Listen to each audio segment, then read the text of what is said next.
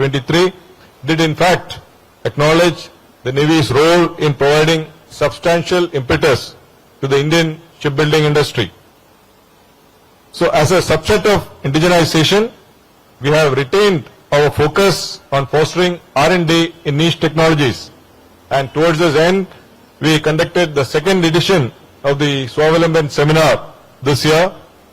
And last year, we had sought answers to 25 challenges, while this year, we received more than 1,000 responses. We declared about 118 winners under the Disc 7 Sprint and the Sprint Prime, and concluded over 100 technological development agreements between IDEX and industry. So these include a number of global firsts, game changers, and force multipliers.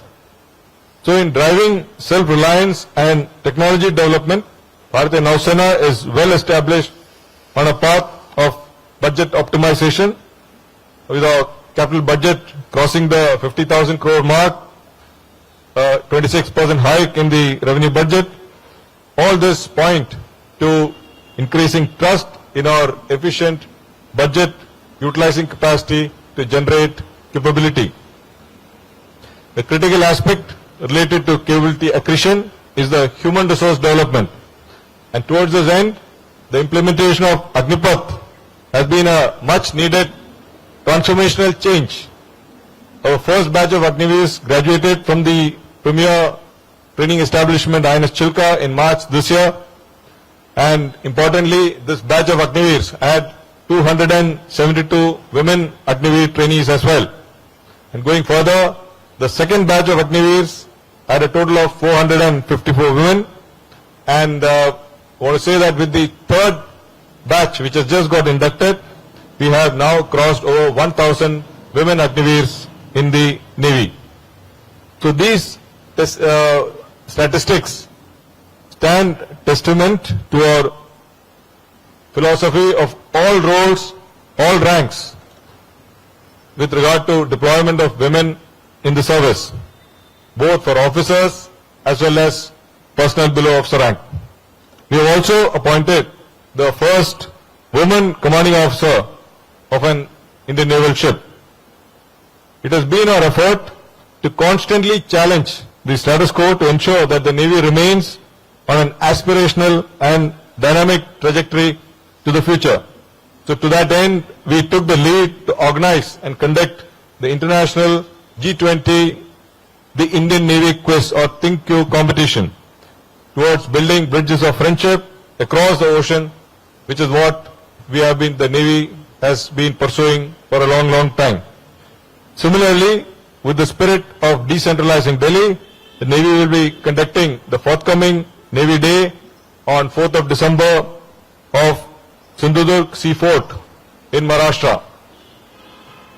On the human resources front, we have initiated the 360-degree feedback system in the appraisals, and simply said, in contrast to the existing linear reporting format in which only the superiors can comment on their subordinates, this 360-degree feedback mandates the juniors also to comment on the seniors as well.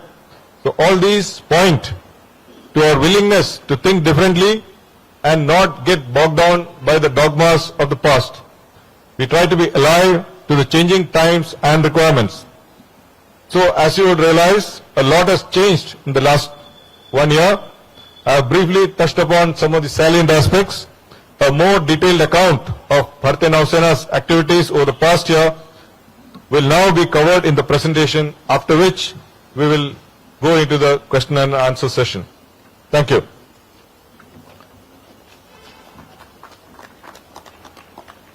Thank you, sir. Now I'll request Commodore Shantanu Jha, Commodore SAT, to brief on the annual report of Indian Navy. Thank you, Vivek. Good morning, ladies and gentlemen of the press. Over the next 22 minutes, I will present a broad overview of the Indian Navy's major activities over the past year, which enabled us to remain a combat-ready, credible, cohesive, and future-proof force. During the last campaign season, various successful weapon firings of missiles and torpedoes were conducted, including firings of the BrahMos with an indigenous seeker, NASM, the first indigenous air-launched anti-ship missile, as well as the maiden interception of a supersonic target. Commissioning of INS Marmagao in December last year, as well as the air-wing integration of INS Vikrant, have been substantial capability additions, with both LCA Navy and the MiG-29K being successfully operated from the carrier. Commissioning of INS Vagir in January, the fifth submarine of Project 75, has been a notable capability enhancer. With the launch of Vindhyagiri, Mahendragiri, Arnala, Androth, Anjadeep diving support crafts 1 and 2, the upcoming commissioning of Imphal, Sandhyayak, Nirdeshak, Ikshak and Nilgiri in the near future, and substantial progress in trials of Agshir, our force levels are poised for a significant fillip. Our mission-based deployment enhanced Indian Navy's presence across the region. In the past year, our ship's footprint extended from France and the west coast of Africa in the Atlantic to Japan and New Zealand in the Pacific, clocking over 10,000 days at sea. Similarly, our aircraft collectively flew more than 15,000 hours, operating from Bahrain, Saudi Arabia, Oman, Maldives, Sri Lanka, Singapore, Indonesia, and the Cocos Keeling Islands, Australia.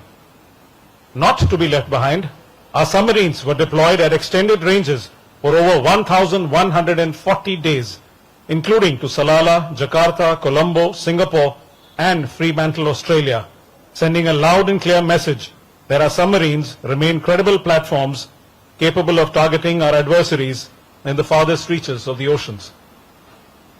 To provide realism to our combat readiness endeavors, the Navy conducted its biennial theatre-level operational readiness exercise Tropics this year, which saw participation from 151 naval units as well as the Indian Army and Air Force, with more than 15,000 personnel deployed at sea across nearly 74 million square kilometers exercise area. To meet the emerging challenges and the existing threats of maritime domain, the Indian Navy remains a credible maritime power in the region. Towards this, we pursued credibility through enhanced reach, sustenance, deployments, and forward posturing, all of which enabled us to be the first responder, not just for contingencies in our country, but also for our friends and partners in the region. While the Indian Navy has remained continuously deployed to curb maritime piracy in the Gulf of Aden since 2008, this year we have extended these patrols to a new piracy hotspot in the Gulf of Guinea on the west coast of Africa. So far, a total of 108 Indian naval ships have been deployed in both these regions. At the same time, to ensure security of the Indian trade through the Straits of Hormuz in the Persian Gulf, 42 naval ships have been deployed off the straits under the aegis of Ops Sankalp since 2019. In a similar effort, 113 ships have been deployed off Malacca, the gateway to the IOR in the east. Since September last year, as an associate partner of the Combined Maritime Forces based at Bahrain, we have deployed 5 units, including a PHI, for various operations. In April, our deployments enabled the Indian Navy's proactive support in evacuating nearly 1,500 Indians from Sudan as part of Operation Kaveri, establishing a sea bridge between Port Sudan and Jeddah. In addition, we continue to remain poised for evacuating Indian diaspora if required from Israel as part of Operation Ajay. In May, our warships provided humanitarian aid to Myanmar in the aftermath of Cyclone Mocha off Sittwe as part of Operation Karuna, and a PHI aircraft rendered assistance to a capsized Chinese fishing vessel in South Indian Ocean.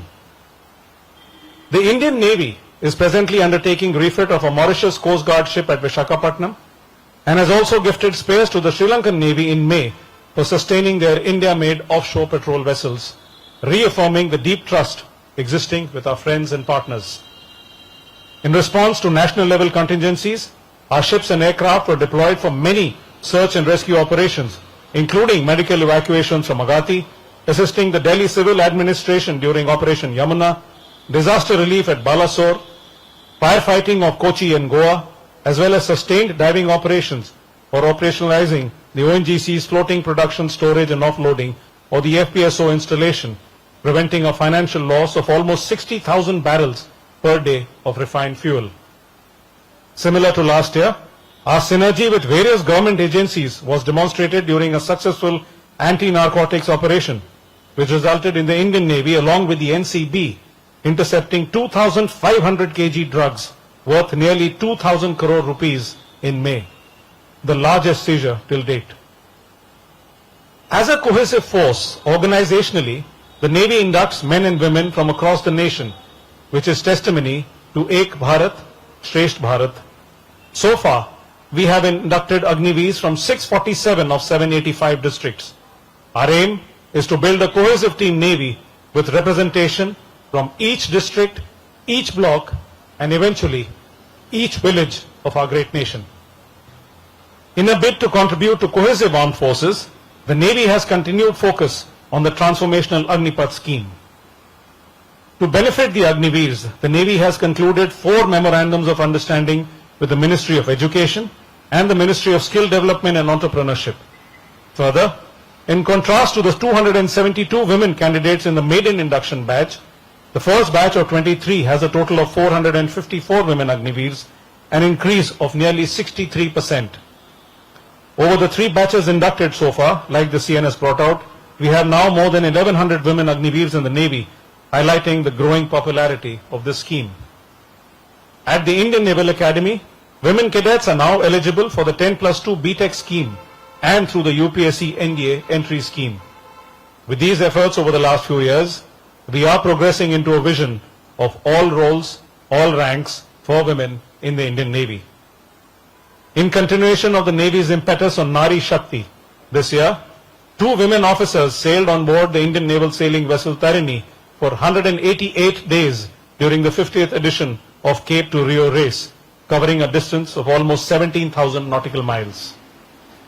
The Navy, in association with the Navy Welfare and Wellness Association, conducted the Indian Navy quiz Think You at the national as well as the international level last month. The national level quiz gave us an opportunity to engage with bright and enthusiastic students from 11,741 schools across the country, nearly twice as many from the last edition. Additionally, the international round of G20 Think You exemplified our civilizational ethos of Vasudhaiv Kutumbakam, or one earth, one family, one future, through participation of students from 23 G20 countries. In addition, we were actively involved in various G20 events under India's presidency, such as being the knowledge partner for Blue Economy, driving Nari Shakti, innovation, and youth engagements. For our retiring personnel, to provide a sense of belongingness and pride, a retirement ceremonial event, Abhar, has been introduced. This is a standing testimony of the gratitude that we owe to our men and women who work selflessly for the Navy to remain a 3-dimensional, networked, forward-deployed, combat-ready, credible, and cohesive force of today. Recognizing the importance of mental health awareness, we have launched a suicide prevention helpline Manobal, one of the many such initiatives to ensure that our personnel have uninterrupted access to the Navy's support system. Other than these, we have institutionalized many HR initiatives, such as the CNS Discussion Forum, the revised version which was just launched a few minutes ago, to allow naval personnel to pitch their ideas and concerns at the highest level, and the digital divisional feedback system to ensure response and remedial action for strengthening Team Navy. Towards fostering seamless communication between our apex leadership and sailors, the Indian Navy has formalized nomination of a Navy Master Chief. In addition to being a voice for our sailors, the Navy MCPO has represented the Indian Navy at many international fora, including the Indo-Pacific Sea Power Conference in Australia and the Western Pacific Naval Symposium in New Zealand. Our HR initiatives are not limited to our officers and sailors, but extend to the naval civilians as well, who are equally important to our combat readiness endeavors. We have conducted 15 management development programs for our defense civilians at various premier institutes like the IIMs. Towards helping and guiding families of civilian personnel in the hour of crisis, a family logbook akin to that of the service personnel was launched by the Raksha Rajya Mantri in September.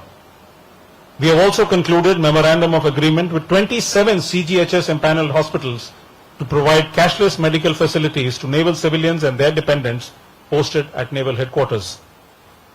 The Navy has concluded MOUs with numerous universities as well as companies to ensure the overall development of our naval personnel and families. We continue its dialogue both internally and externally, underpinned by the 5S. Sambandh with sailors, Samvad with officers, Sahyog se Samriddhi with the foreign dignitaries, Samman with veterans, and Sahara with the naval widows.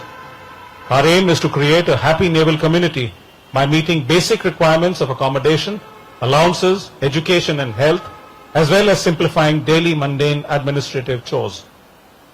Externally, our engagements with our international partners continue to shape a favorable maritime environment, supplanting the Indian Navy's aim to be the preferred security partner in the region.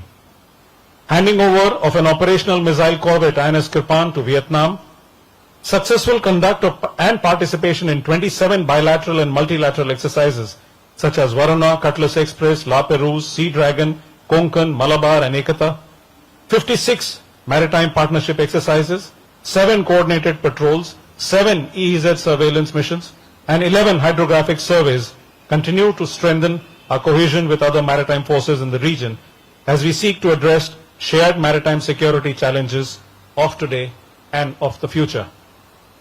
With COVID restrictions behind us, our international training program is back with gusto. Since 2021, we have seen a steady increase in these numbers, with 619 foreign trainees from 28 countries being trained during the last year. In a first, our workup team was deputed in October to undertake an operational sea training and safety audit of the South African ship Mendi in collaboration with their training team.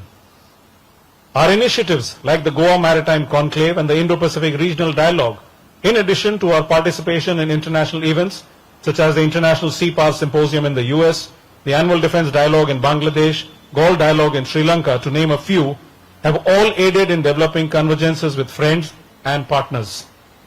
In order to maintain continuity in our interactions towards constructive engagement, just day before yesterday, we have concluded the maiden virtual dialogue with principals of maritime security agencies of the Indian Ocean littorals named Mahasagar, which stands for the Maritime Heads for Active Security and Growth for All in the region. To further strengthen information exchange in the region, the Navy conducted a maritime information sharing workshop which saw participation from 26 countries of the Indian Ocean Rim Association and the Djibouti Code of Conduct JEDA Amendment. Further, approval for expanding the existing infrastructure at the Information Fusion Center at Gurugram has been accorded, enabling hosting of more international liaison officers from our partner navies from the present strength of 15. We pursued future-proofing through sustained commitment towards Make in India and Atmanirbharta. All 32 ships and submarines commissioned into the Navy since 2014 have been built in India.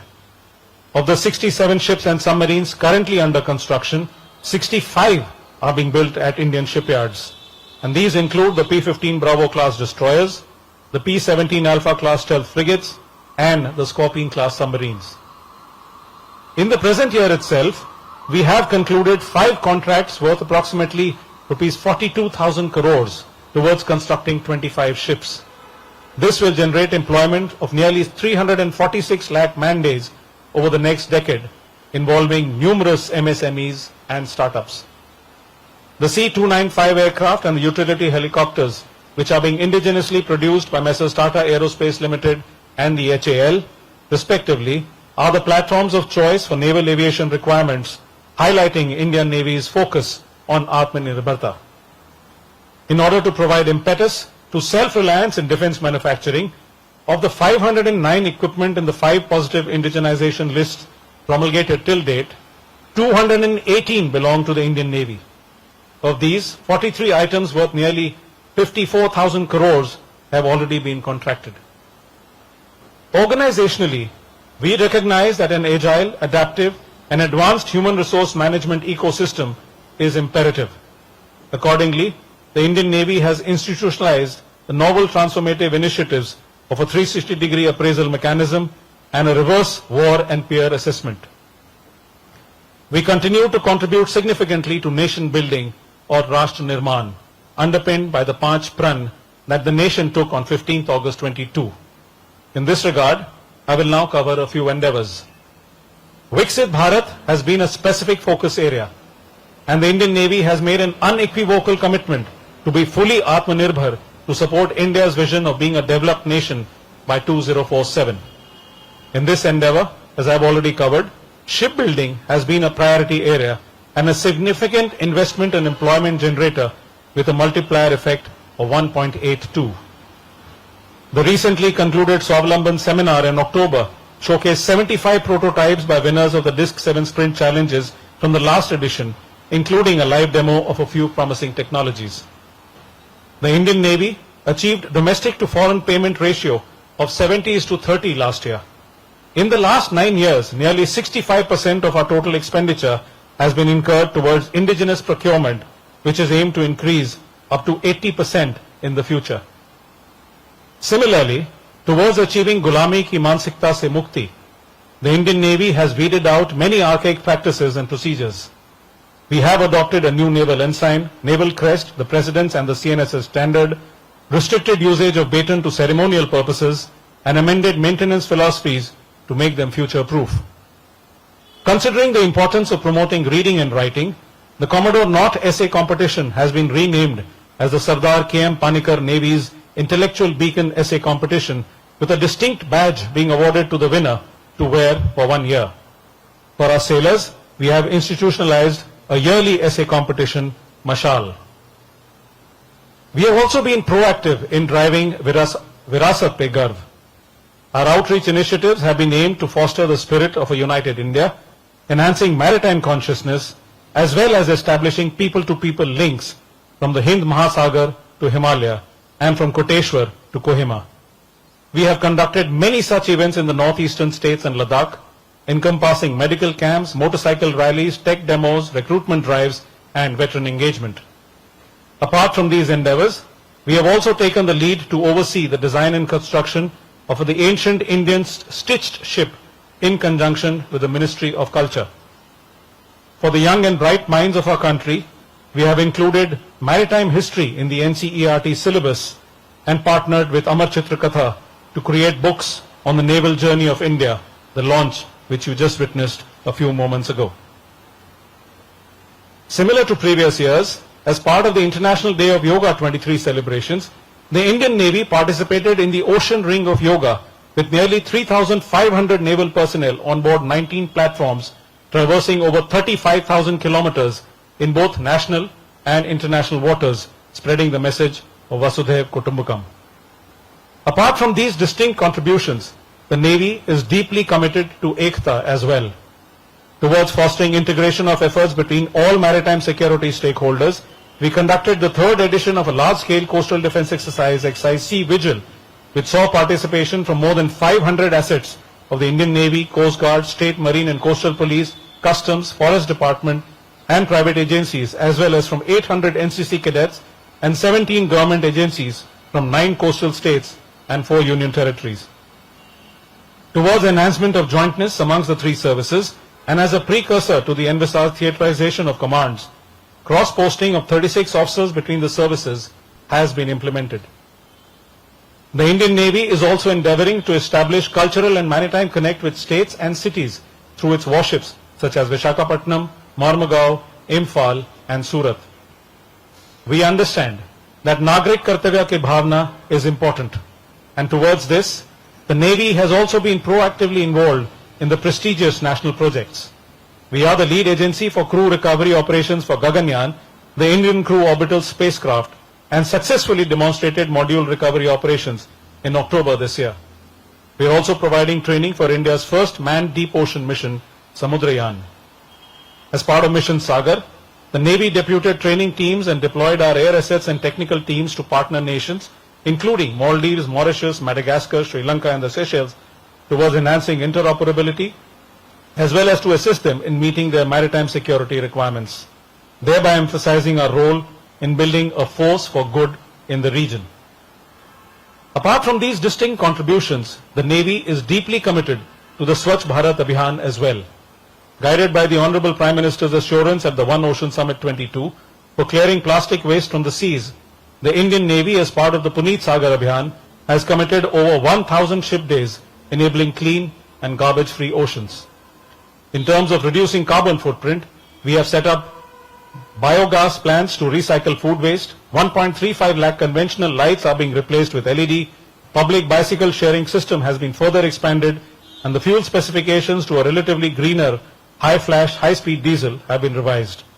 Nearly 30 lakh trees have already been planted thus far as part of a 75 lakh tree plantation drive. Similarly, our thrust on Digital India has been across various spheres, some of which are now shown on the screen. These include the Joint Indian Navy website, the busiest web application of the Indian Navy, the computer-based examination INET for recruitment of Agniveers, electronic confidential reports, service documents and performance evaluation sheets, the SBI eNav card, METOC Advanced User Simulcast Modules or MOSM, for seamless dissemination of weather data, pilot phase for the paperless claim procedures, real-time specialist medical opinion to ships at sea through the Swasth telemedicine consultation, Samuha, the community-driven digital platform, and the Smart Performance Appraisal Recording Online Window or Sparrow. Another area where we retained sustained focus was in Khelo India, where our efforts have borne fruit and also brought India accolades on the international stage. During the Asian Games 2022, our sportsmen won 4 gold, 1 silver and 2 bronze medals. Ladies and gentlemen of the press, it is through these lines of efforts that the Indian Navy remains committed to serve the nation anytime, anywhere, as a combat-ready, credible, cohesive and future-proof force. May I now request the Chief of Naval Staff to kindly address the audience.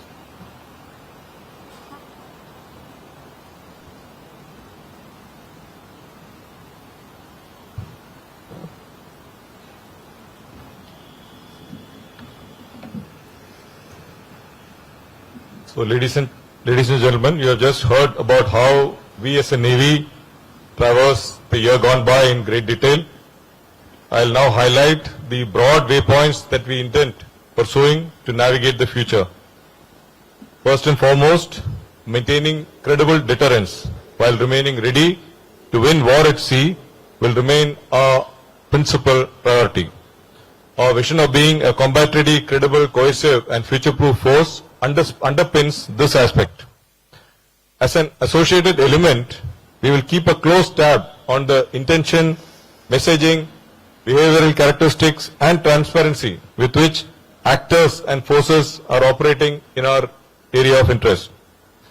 In comprehension of the government's view that Atmanirbharta is not merely an economic necessity but increasingly a strategic one, Bharatiya Nausena has made an unequivocal commitment to be fully Atmanirbhar by 2047 in capabilities, capacities as well as concepts and our thoughts. So in an era of rapid technology advancements and proliferation, we will passionately pursue and adopt niche and disruptive technologies. Towards this end, we will follow the sprint or the supporting pole vaulting in R&D through IDEX, NIO and TDAC approach. The aim is to be trendsetters and create security solutions that are made in Bharat, made by Bharat and where necessary, made exclusively for Bharat. In terms of fiscal resources, it is well appreciated that budget will always have to be balanced between a host of national imperatives, security, development and social. We will continue to focus on making every valuable rupee count towards enhancing our combat readiness and plow back our lion's share back into our economy to set in motion a virtuous cycle. So all these aspects of capability accretion and financial allocation are now increasingly being looked at jointly by the three services. So to my mind, jointness is the only way forward as we prepare to fight and win the wars of tomorrow. The late General Bipin Rawat had laid the foundations for increased synergy between the armed forces, and the present CDS, General Anil Chauhan, has provided renewed impetus to this effort.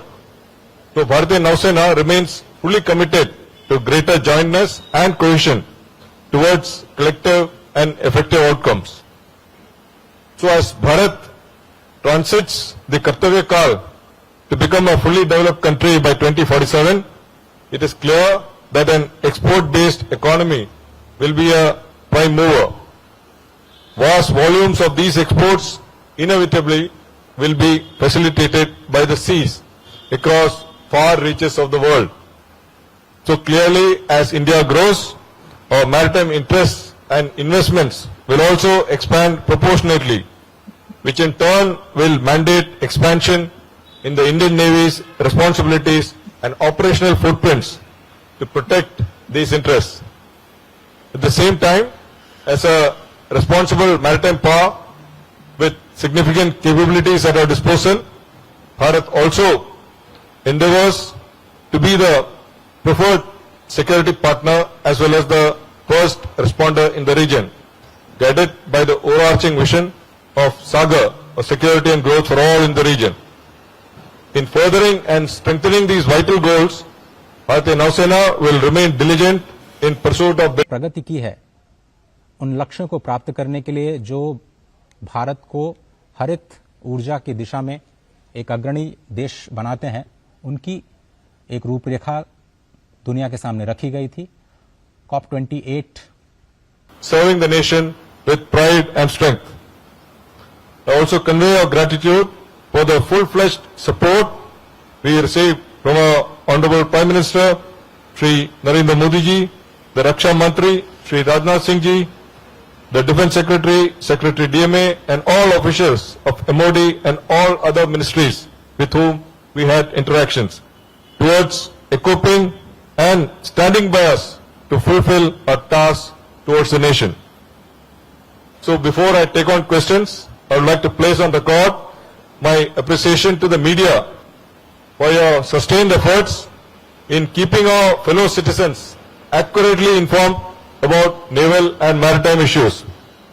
I urge you to continue in these endeavors to improve maritime consciousness and maritime thought so that our country realizes and maximizes her full potential as a naturally blessed maritime power. Jai Bharat. Thank you, sir. We'll now commence with the questions. I'll request you to wait for your turn, and as the mic is handed over, you can ask a question. Mr. Ajit Dubey. Mr. Ajit Dubey. Yeah.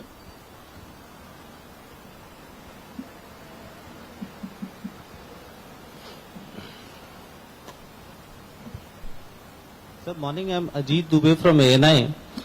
Sir, my question is that we just saw in the presentations that Indian Navy's aircraft are all around. We are seeing the submarines surfacing in Indonesia, Australia, France, and warship also doing going to many other countries for port calls and exercises. There is we can see that in recent times there is a increase in the tempo of operations of the Indian Navy. Can you tell us, sir, how this is helping the Indian Navy and also giving us and India an edge over its adversaries in the Indo-Pacific region, sir? Thank you. Yeah. So the task of the Navy is to protect, preserve, promote and pursue Bharat's national interests in the maritime domain wherever they lie. So our interests are there in the Indian Ocean region and beyond when you look at the Indo-Pacific. So our ships, submarines and aircraft are deployed accordingly. We try to keep our area of interest under surveillance. We, through regular presence by deployment of our ships, submarines, aircraft, it also sends a message of the capability of our units, of extended deployments, and by deployments, frequent deployments and interactions with the friendly foreign countries, we also develop a trust as well as mechanisms for interoperability, for working closer together, to look at shared challenges and how we can find solutions to address these issues. Because we are quite clear in our mind that most of these issues cannot be addressed individually by any nation, no matter how big the size of the force they have. So there has to be cooperation, coordination and collaboration in making sure that you address these issues together. So therefore, you will find that over the last couple of years, we have been deploying our assets in such a way that we are able to know what is happening in our area of interest and keep track of all the happenings there. Okay. Mr. Ashish Singh. Hi, good afternoon, sir. This is Ashish from ABP News. My question to Chief Admiral Kumar. So two-part question. One, on the procurement front, we have seen multiple cases from Predator to the Boeing P-8I. Will these suffice as far as the entire surveillance need of the Indian Navy is concerned? My question is specifically with respect to the lot of other like DRDO and startups and MSMEs also developing the drones and other aspects in terms of the naval air surveillance part. Yeah, that's it. See, when you look at the surveillance aspect, each of the platform comes with a particular type of capability. When you talk of the P-8I, while P-8I has got a secondary role for surveillance, P-8I essentially is a anti-submarine warfare aircraft. It is basically an asset which is meant to detect, localize and target a submarine. But when it is not engaged in the task, it can also be used for surveillance. So the other primary assets for surveillance obviously are the HALEs, the MAILs, the MR aircraft, and so on. So when you look at an entire ocean area, you will require assets having different capabilities. That some which have a longer range so that they can reach the farther extent of the area and carry out surveillance. Otherwise, if aircraft is or RP does not have the endurance, then or it has got limited endurance, so by the time it reaches the area, it is time for it to get back. So we have to divide the area that we want to keep under surveillance with different types of assets. Some which will be able to go further out and meet the task, some which will can meet the task closer to the coast and so on.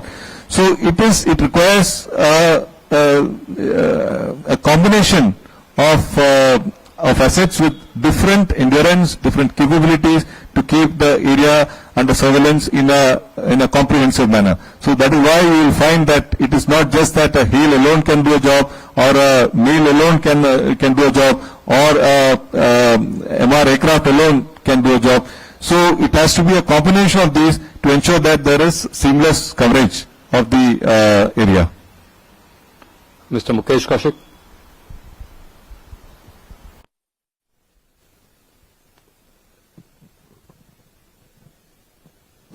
Sir, this is Mukesh Kaushik from Janik Bhaskar. My question pertains to overall security scenario in Indian Ocean region, especially in the backdrop of posturing of Maldives' new president, who has asked India to remove all its military personnel from Maldives.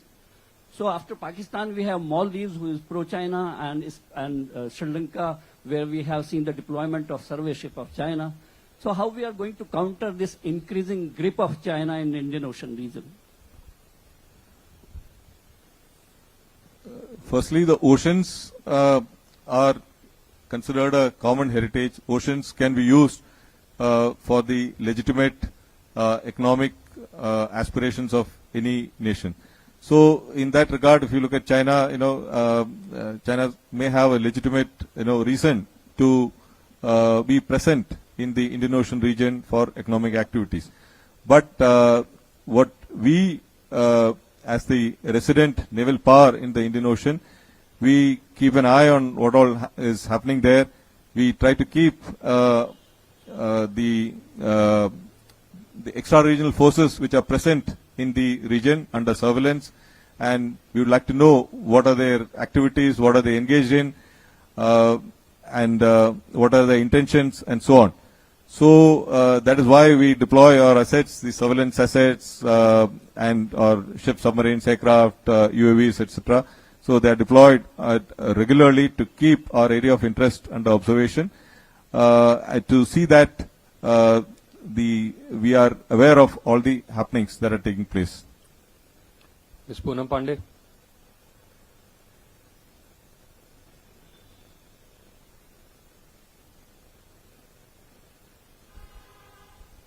मैं पूनम पांडे हूँ Navbharat times से।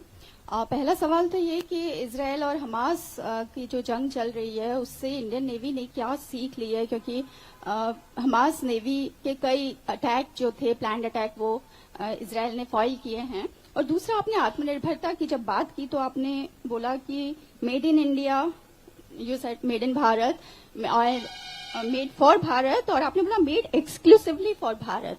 तो इसमें क्या कुछ चीजें identify की हैं जो मेड एक्सक्लूसिवली फॉर भारत होंगे? Can you hear me? So we are looking at niche technologies, disruptive technologies which we can develop in India, in Bharat, for Bharat, and exclusively for Bharat. So these are technologies which we do not need to share with other countries, which is of interest to us. So therefore, for example, I would say in the last Swavalamban seminar, which we, where we gave 75 challenges, we had a overwhelming response from the startups and from the industry. More than 118 startups had responded, and by this year we had been able to vet most of them, take them forward, and over 100 plus contracts have been signed towards development of technology. A few of them have already got inducted. I mean, in the sense we have placed orders as well for induction into service. So there are some areas in which they are even, I would say, the first time they are being developed in the world as well. So when it's a technology that is unique, we would like to rather keep it for ourselves rather than share it with others. So that is what we meant by exclusively for Bharat. Mr. Jain Baranwal.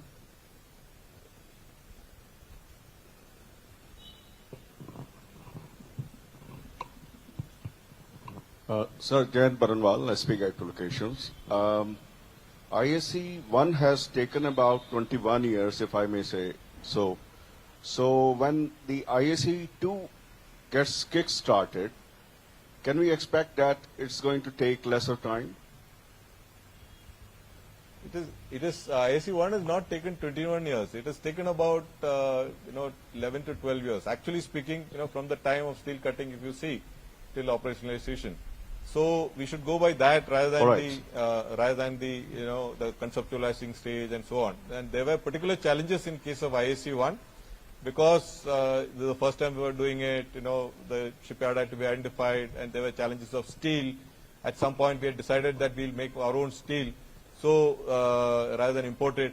So all these factors had added, to the initial time frame. But that is not the case now, because we already have the expertise. The Cochin shipyard has got the expertise, the required skilled personnel are there. So now we feel from the time when a contract is placed, probably in about 8 to 10 years, it's a good time to make a aircraft carrier. So we are quite confident that whenever the government approves this case, it will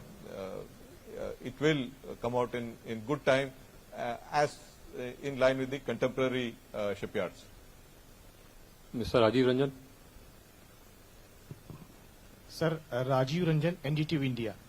sir, मेरा सवाल ये है कि आजकल देश में आत्मनिर्भर भारत पर जोर है, सेना भी लगातार जो देश में बने हुए हथियार ले रही है, तो क्या इसके पीछे सोच हम माने कि अब आपने जो देश में जो वेपन सिस्टम है ज्यादा अच्छे बनने लगे हैं, या सरकार के तरफ से कहा गया है कि नहीं आप हिंदुस्तानी वेपन सिस्टम को लीजिए, पहले अच्छे नहीं बनते थे? हिंदी में इसका जवाब दे तो बेहतर रहेगा सर। हमें बहुत कॉन्फिडेंस है कि जो देश में बनेगा वो सबसे अच्छा बनेगा। तो हमारा ये सोच है कि we must encourage and make weapons in India. नहीं तो जब अभी हम देख रहे हैं ये यूक्रेन रशिया जो कॉन्फ्लिक्ट जो चल रही है, because of that you find the logistic chain has got disrupted, and there are countries which are facing a lot of challenges because of this.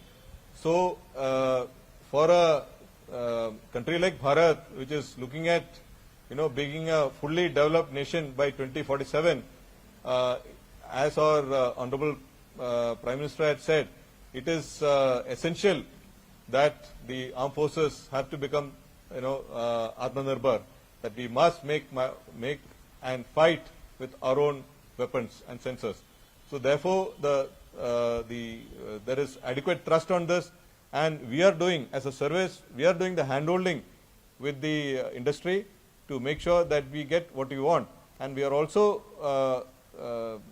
cognizant of the fact that in case there are any shortcomings, we will be able to work with them to improve it and make it contemporary or ahead of the technological edge that is currently available.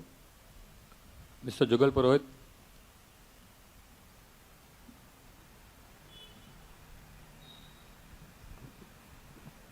Sir, hi, this is Jugal. Am I audible, sir? Sir, this is Jugal from the BBC.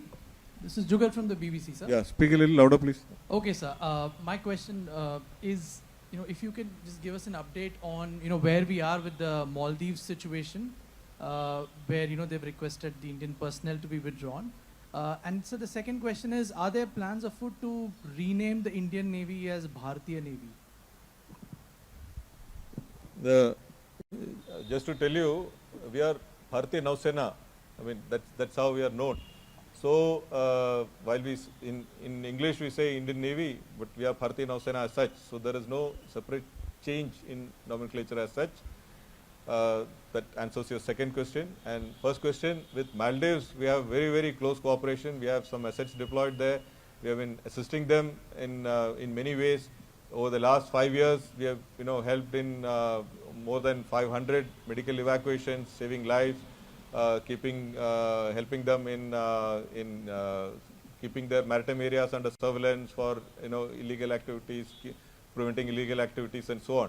So there has been a lot of cooperation with them. Even they have been participating in the Goa Maritime Conclave, the IPRD, and as late as yesterday we had the Mahasagar, which was just explained a while back, in which also there was participation from them. So we have very, very close cooperation in terms of training and all other activities.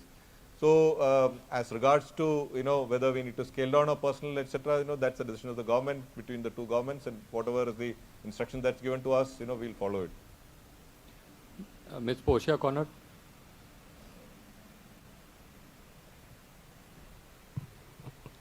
Good afternoon, sir. Portia Conrad from Delhi Defense Review. Sir, could you please throw some light on the next generation destroyers beyond the Project 15B? What is the expected timeline? SJ would like to speak. I'll let my Vice Chief answer that, because he is heading that, that division. Thank you, sir. Thank you, sir. The next generation destroyer is already on the drawing board. We already have got P-15, P-15 Alpha, and P-15 Bravo.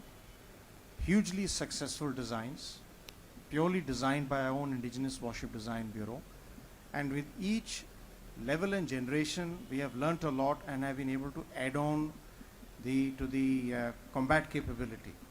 Currently, the next generation destroyer is already on the drawing board. As and when we are able to complete the conceptualization process which is going on, then we will move it. The broad time frame we are looking at is about 5 years from now. We should be in a position at which we will target the contract, and within 5 to 10 years, entire delivery.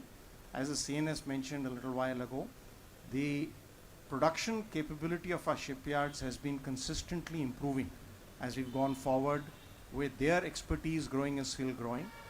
Today we have the Imphal, which we are due to commission by the end of this year. has achieved milestones which are approximately 50% of what we used to take 20 years ago. So we are fairly confident that we'll have to be able to get in the entire range of the next generation destroyers, which will be pitched approximately at about 10,000 tonnage, multi-role, with absolute state-of-the-art, absolutely indigenous combat capability. I hope that gives you a broad idea of where we are on this. Ms. Kavita Joshi.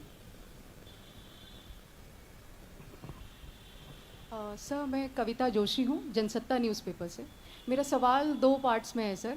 पहले मैं ये पूछना चाहती हूँ कि महाराष्ट्र में जो अभी महिला अग्निवीर का जो सुसाइड का केस आया है सर, उसको लेके क्या नेवी ने कोई जांच के आदेश दिए हैं या उस पर आपका क्या रिएक्शन है? और दूसरा, जो ये अग्निवीर का जो पहला बैच अभी नेवी में डिप्लॉय होने वाला है ईयर एंड में, तो क्या इनको सबमरीन्स में भी डिप्लॉय किया जाएगा वॉरशिप्स और एयरक्राफ्ट के अलावा? Thank you sir. This recent suicide in one of our training establishments in Mumbai, it's a very unfortunate incident. We have taken note of it, and board of inquiry has been ordered. We are going into the details. We have instituted many measures to assist personnel in distress mentally. So one of the steps which was shown recently is the institution of a 24/7 helpline called Manobal, and we have also taken up with the government for appointing psychologists in the formations, so that while we have psychiatrists in the hospital, we feel there is a need for psychologists, so we are going to appoint them.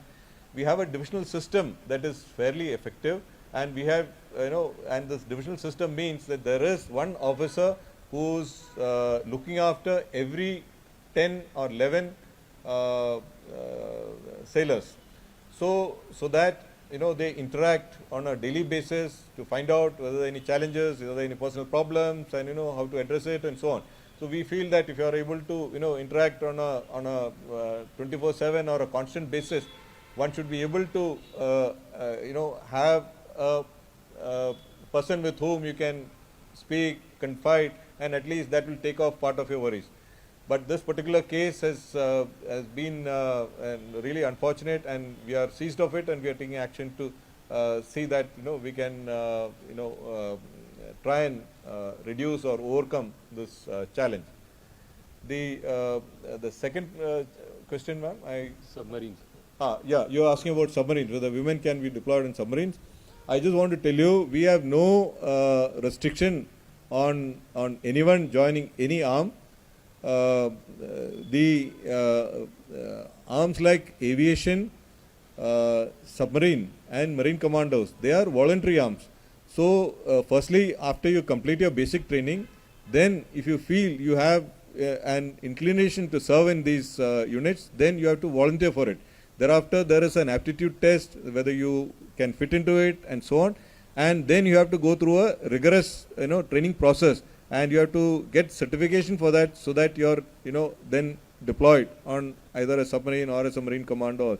So officially, we have really no restriction on this. If somebody is keen, we will facilitate it. But first, they have to go through all these steps and volunteer for it, and so on.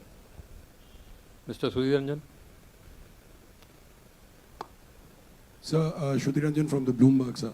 If you could give us an understanding of the cooperation that the Navy has with the US, and whether it is going to increase in the next year. Broad understanding what kind of exercises that we are going to see with the US in the coming days. See, with the US, we have a long-standing partnership in terms of exercise. The Malabar exercises started in 1993, so we have now completed more than 30 years of exercise with them. Malabar, of course, has expanded in scope with other nations also coming in.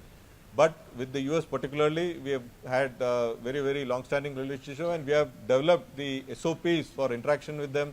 We have signed various agreements with them. Now there is the logistics, exchange memorandum of understanding with them, LIMOA. So with the US Navy, I would say we have reached a very high level of interoperability. If you see that exercises between ships, submarines, aircraft and aircraft carriers, so that is where we have reached as far as the US Navy is concerned. And in the last year or so, we have taken this further forward in terms of cooperation in the underwater domain. There is a agreement on taking forward the underwater, developing the underwater domain awareness by mutual interaction and understanding and so on. So similarly, there is much work happening on niche technologies, developing niche technologies together, as well as cooperation in in finding solutions to various technological challenges. So in the years ahead, you will find that we are looking at the Malabar becoming even more complex, and regular cooperation with them. At the same time, the US Navy is also sanguine that we have ship repair, ship building capability with us, and their ships have been coming for voyage repairs and so on. Now the number of shipyards where they can come to has also gone up, because they have tied up MOUs with L&T, with MDL and so on. So we find that there is going to be greater and greater cooperation in these aspects. Mr. Sanjeev Barwa.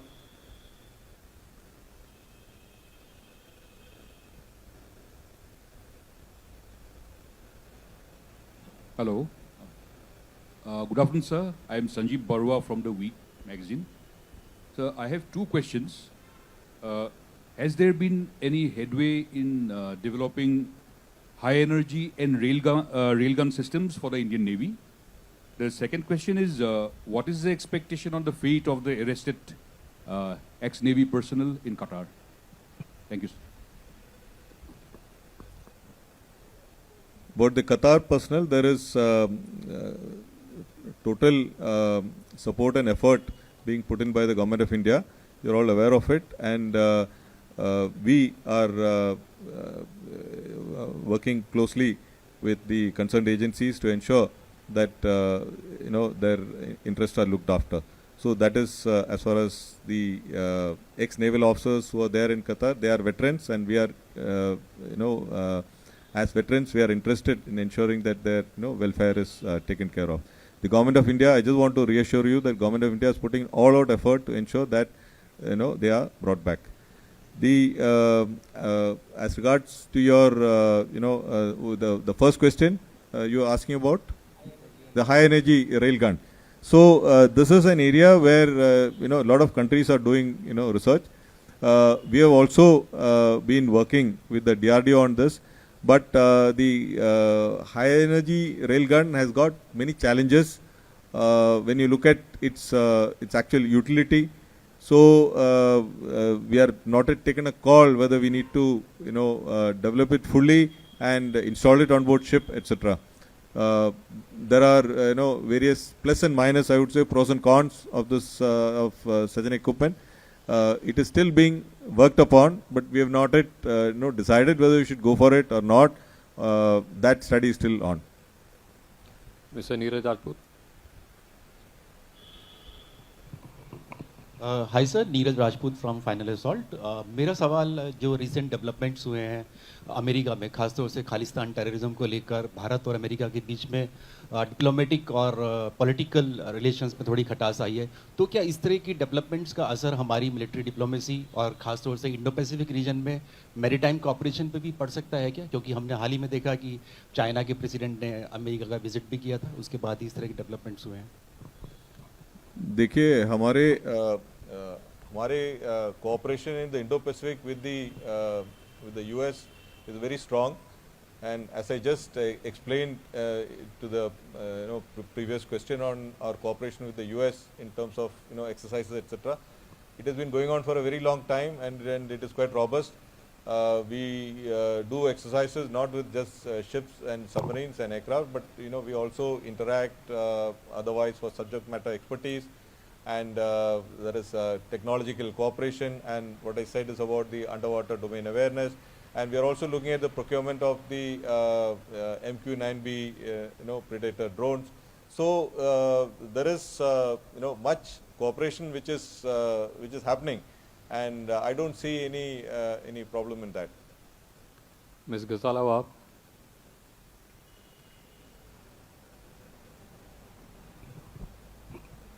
Please hand over the mic.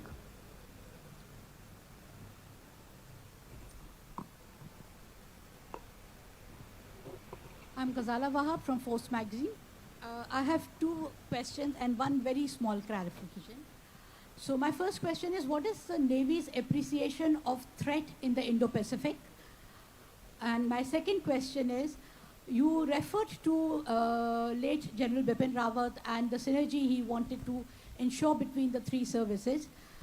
We saw in the presentation the kind of deployments the Indian Navy has had, multiple exercises it has done with various navies of both the Indo-Pacific region as well as outside.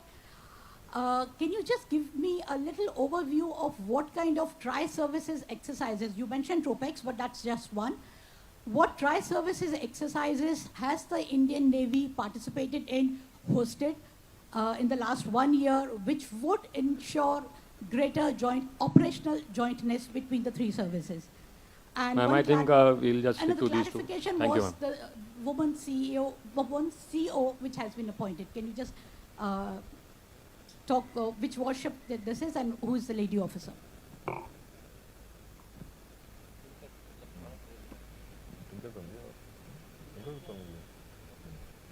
You want to say? Cricket? We do not want to announce the name as of now. We just issued the appointment order. It will come out in due time.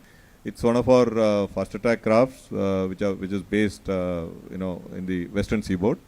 So the first time we are appointing a woman officer, because she had to go through all the processes of qualification, then the exams and all that, and now she has to do a little bit of training for taking over it's called a pre-commissioning training. She'll undergo that and then take over the job. Okay. So you want to speak about the tri-service exercise? Yeah. Okay. So I'll tell my vice chief to answer for the tri-service exercises. We have a total of approximately 50 exercises that we are doing on an annual basis. Some of them are done on a biannual basis. Out of these 50 exercises which the Navy is involved in, we have got approximately 10. Exact figures I'll have to get back to you later once we can discuss with the headquarters IDs. Approximately 10 that are done as joint and tri-service level. Joint is two services, some are done as tri. We have done such exercises in the past with Russia. We have done such exercises with the UK. We have taken part in exercises which are hosted by friendly foreign countries where tri-services are involved, where we have fielded 2 or 3. In the current year, just recent memory, if you go back, we have deployed all 3 services assets to Egypt, with us, I think, exercise Bright Warrior, which is there, Bright Star, which is there. So we have the list of what all exercise you want. We can provide that to you separately, but rest assured that we are increasingly going towards joint exercises, while niche bilateral naval to naval exercises cannot be done away with, because that's where the core expertise lies. But it was also important for us to be able to amalgamate in a joint realm. So today we have a range of exercises that are done jointly, either 2 service and at all 3 at tri-service level. Specific details of the exercise we'll give you separately after this if you need that list. Our effort is to ensure that there is, tri-service synergy, and it will only keep going up more and more. And even in discussions, like from where we used to have just Navy to Navy staff talks, in many cases we have already moved on to joint service staff talks, and these staff talks are often the precursor to joint exercises and conduct of exercises and so on. So that is one part of it. Now your first part where you asked about what are the threats that we envisage in the Indo-Pacific. In the Indo-Pacific, what we see, there are disputes, and these disputes do have the possibility of getting out of control or getting elevated, and then they can go into conflict. So that is one end of the spectrum. But at the other end, or in the middle, I would say you find all other challenges like IUU fishing, illegal migration, piracy, armed robbery, drug trafficking, and also towards the benign side you will find the areas prone to disasters and humanitarian disasters and climate change challenges and so on. So, so it is you can see an entire gamut of challenges right from the high end, the possibility of conflict, to the other end of a benign, response which may be required in terms of a HADR, requirement. So therefore, it is important, firstly, to have dialogues to ensure that we maintain peace and tranquility, and at the same time ensure that there is free, open, and inclusive approach to the use of the oceans based upon a rules-based approach. So, so these challenges remain, and therefore there is a need for the navies and the maritime forces in the Indo-Pacific to cooperate, to identify the challenges, and try and work together to see how we can address them. Because I am fond of saying this, that other than the high end of the spectrum, the rest of them are all largely problems without passports. That means they can just move from one region to another within the Indo-Pacific and create problems for all of us. Therefore, it requires a concerted effort and coordinated effort by all of us to see that we are able to address it. No force, I would say, whatever be its size, will be able to tackle all these challenges by itself. Mr. Anuvesh Rath. Hi sir, this is Anuvesh from Z Business, sir. Slightly louder. Can you speak a little louder? Yes sir. Sir, Anuvesh Rath from Z Business. Sir जैसा कि आपने कहा कि जो Indian navy है वो भारत में बनाए हुए सबमरीन शिप्स और फ्रिगेट्स को इस्तेमाल कर रही है, तो आपको क्या लगता है ये जो PSUs हैं, डिफेंस PSUs हैं जो शिप सबमरीन बना रही हैं, और L&T जो प्राइवेट कंपनी है, उसको आगे के 10 साल में किस तरीके से वो इंडियन नेवी को ही नहीं, इंडियन इकोनॉमी को भी हेल्प करेगी?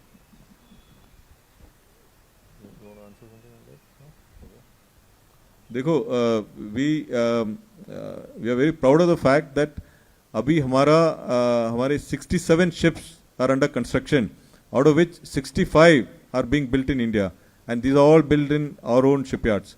So over a period of time, our shipyards have built up expertise, capacity and capability to build ships of different types.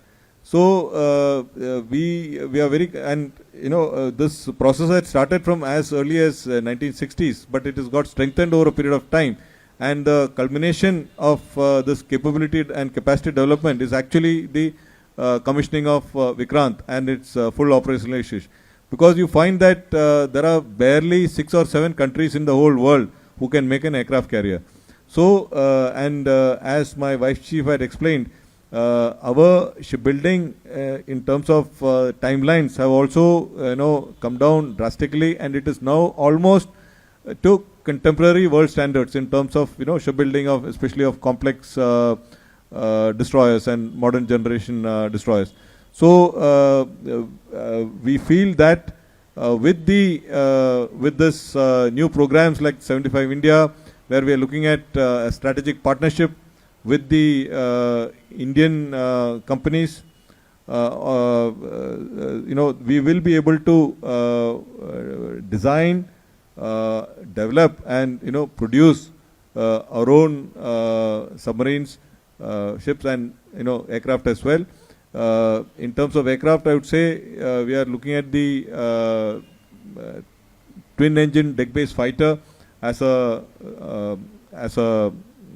fighter for our carriers, as a replacement for the MiGs.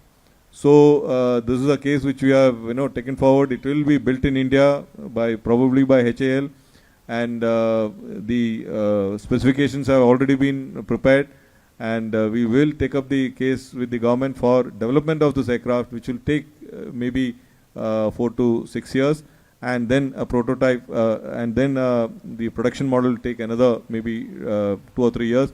We hope that by about 2032 onwards, we will be able to get this twin-engine deck-based fighter for operations from our carrier. So, so ships, submarines, aircraft, helicopters, they're all going to be made in India, and that is our focus, and that's our thrust. Ms. Amrita Nayak. Mr. Rajat Pandit.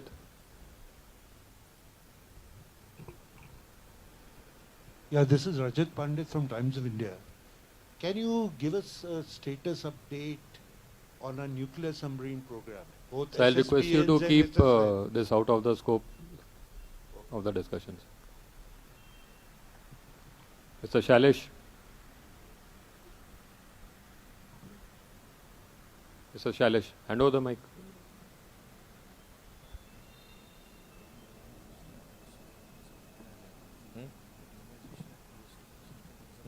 Hello. Good afternoon, sir. I'm Shailesh from National Defense. So as we understand that the Chinese, sir, the Chinese are laying sensors across oceans across the globe, sir. And now they have also exponentially launching the satellite, and they had plans to launch 13,000 satellites in space in lower Earth orbit, the LEO. And this network is called as a state network, Guo Wang. Now the Chinese would have eye on everything, whether it's a missile launch, whether hypersonic, or whether a drone or aircraft launch. So what kind of challenge would it pose to Indian Navy as they develop this capacity and the capability, and what are the measures we are desiring to put in place for the future, sir? Because this is going to be a big network, the greatest surveillance and the intelligence network they are building, sir. Okay, my Vice Chief will answer this. Thank you very much for that question. As you're aware, every country is investing in advanced technologies for building up its military capability, and China is certainly one of the leading countries.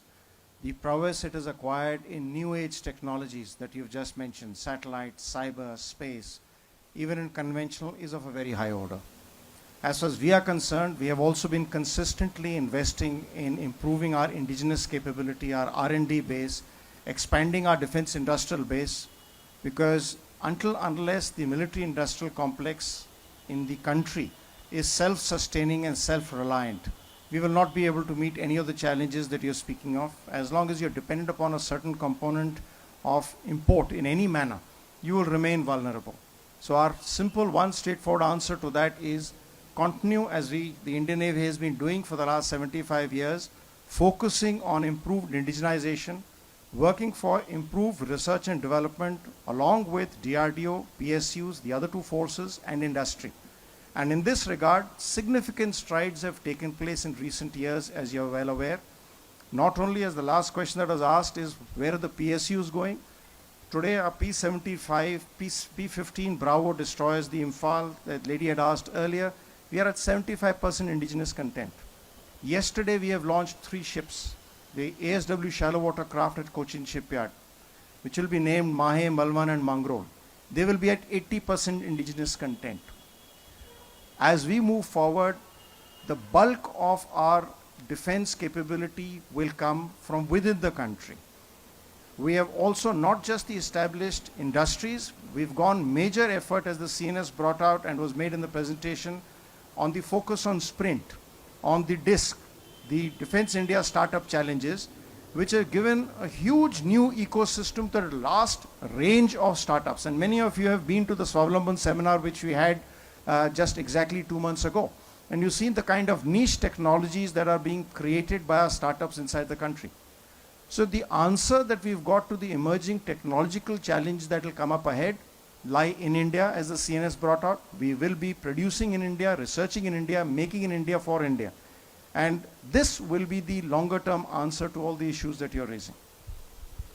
Ms. Shivani. I'll just add also that, satellite surveillance is not the end all or, the final solution for anything, because satellites have their own vulnerability in terms of their duration, and, they can be brought down in times of conflict. So there are, pros and cons of that as well, which, we as a country are also working on. Ms. Shivani. Hi sir, I'm Shivani Sharma from Times Now. I have 2 questions to you. As you just mentioned that 67 vessels are under construction. So what is the figure that the Indian Navy targets by the end of 2030? What would be the number of warships we'll have? Another question is, you said that to counter the challenges or the threats in the Indian Ocean region, we need to have dialogue with the nations. So are we under dialogue with China, and what's the mechanism and frequency of such kind of dialogues? The first question is, the second question that you asked, we are not in dialogue with China, but we are engaging all the countries in our region, all the friendly foreign countries. So we are in dialogue with them, we interact with them, we train with them, we facilitate their training, we provide mobile training teams, we are engaged in capacity building, capability development, all working towards developing trust. Trust that we can be we are a preferred security partner for them, and also in times of distress or any challenges or accidents or any help that is required, we will be the first responders to be there. So that is the type of engagement we are doing to ensure that we are we have the trust, and they have the confidence that we will be there to assist. So all this is based upon, of course, the guiding vision of our national leadership of Sagar, security and growth for all in the region, and it has been articulated time and again by our national leadership that India does not want to grow independently, we want to grow together with all our countries in this. So that is that's the doctrine that we follow, and as a Navy, and that's how we have been working. There's a lot of cooperation with all the countries in the region. Okay. And when you are asking about the number of ships, there will always be, as we induct ships, there are going to be some ships which will get decommissioned also, which will become old. So we are targeting about a number of about 170 or so. It may not happen by 2030, maybe by 2035. Somewhere, we should be somewhere about 170, 175 or so. So that is the broad, figure that you are looking at. Mr. Sandeep Bol. Sir मेरा नाम संदीप है, news 18 India से हूँ. मेरा सवाल है कि numbers के हिसाब से पीएलए नेवी वर्ल्ड की सबसे बड़ी नेवी है, और वो पाकिस्तान की नेवी को भी डेवलप कर रही है, उसको भी 50 वॉरशिप नेवी बनाने के लिए वो मदद कर रहा है. कितना बड़ा चैलेंज मानते हैं इस चीज़ को, जो कोऑर्डिनेशन इन दोनों कंट्रीज़ के बीच में है? और एक सवाल और है कि जो प्रेजेंस है चाइनीज़ नेवी की इंडियन ओशन रीजन में, क्या बड़ी है और कितनी इस वक्त है फिलहाल? देखिए, the Chinese, CCP Navy, as I say, has got a presence of at any point of time between 6 to 8 ships. They have a large number of fishing vessels which operate in the Indian Ocean region. They also have Chinese research vessels which conduct surveys in the international waters. So there is a sustained presence in the Indian Ocean region. We are cognizant of that, and we take action to monitor their activities so that we know who is operating and what they are doing. So just to give you an example, it was also shown in the presentation that when a Chinese fishing vessel का कुछ हादसा हुआ था, that location was almost 1000 miles or 1700 से ज़्यादा kilometers south of in the south of Colombo in the Indian Ocean. and it was our aircraft, a P-8 aircraft, which located and gave the position to the Chinese ships to go and assist them. So it is just, to show that we do keep an eye on what is happening in the Indian Ocean region, and we know what people are up to or what the units are up to and so on. So therefore, you're right that the Pakistan Navy is looking at expanding from what it is today to a 50 platform force, which is in their plans with the help of China. So we are seized of it, and we are looking at our, and keeping these developments that are happening. We are constantly revising our plans and our capability development, programs as well. So that is how, we look at what are the events and what is the situation that is developing in the Indian Ocean. Colonel A.K. Sharma. So my name is Colonel Sharma. I'm from South Asia Defense and Strategic Review. You made a statement that we're going to be an Atmanirbhar Navy by 2047, conceptually, operationally, and technologically. Indian Navy, of course, is ahead of the other two services, is actually leading the way when it comes to indigenization and many other operational aspects. But one gets a feeling that maybe we're going too much into indigenization, sir. The concern is that private sector doesn't really have dedicated defense industry in India. We have the DPSUs, we have the DRDO, which is performed in some areas and not in the other areas. Startups, I think laying too much stress on startups to give us a quantum jump may be a bit of a hope. It may happen, may not happen. What are we going to do to get ahead of the curve and not make linear progression, which will actually make us lead by 2047?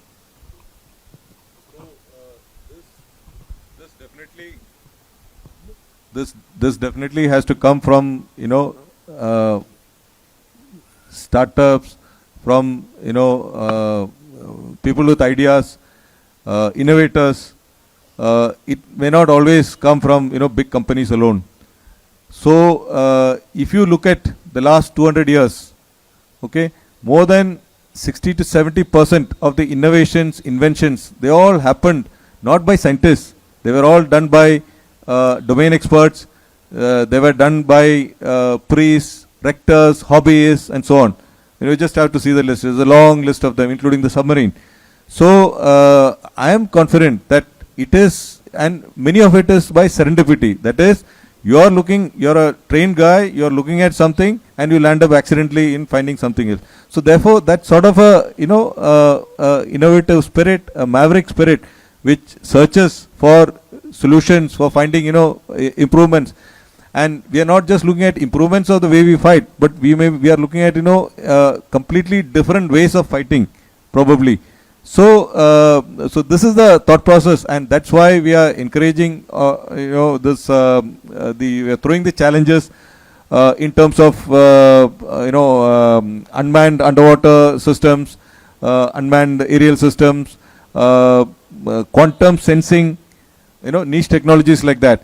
Some, of course, may not be in the realm of small companies or innovators. That is where the agencies like the DRDO and all come in. Like when you talk of hypersonic, missiles or hypersonic vehicles, then you need greater investment, much greater, research effort and so on. So some of those areas will have to remain with the larger companies or with the DRDO and agencies like that. But today, when we see how the character of warfare has changed, when you look at either Israel-Hamas or when you look at Ukraine-Russia, there are many things that we can adopt, which can, in a sense, be not really linear but exponential in terms of the effect that they produce. So that is why we are working very closely with the government to see how we can support these startups, MSMEs, small organizations. Many of them have come up with very interesting products, I must tell you. And just to tell you, there was in the Swavalambit seminar, they demonstrated a small drone which can be used from ship which got much endurance. Initially they approved for about 12 hours, but they are quite confident of increasing the time duration much more. So similarly, there have been interesting products like very small chips and using them for making very small radar units which can undertake surveillance and so on. So there is a lot of promise, and these technologies, therefore, we need to handhold them and see that they serve a purpose. We'll have the last question now, Mr. Ajit Dubey.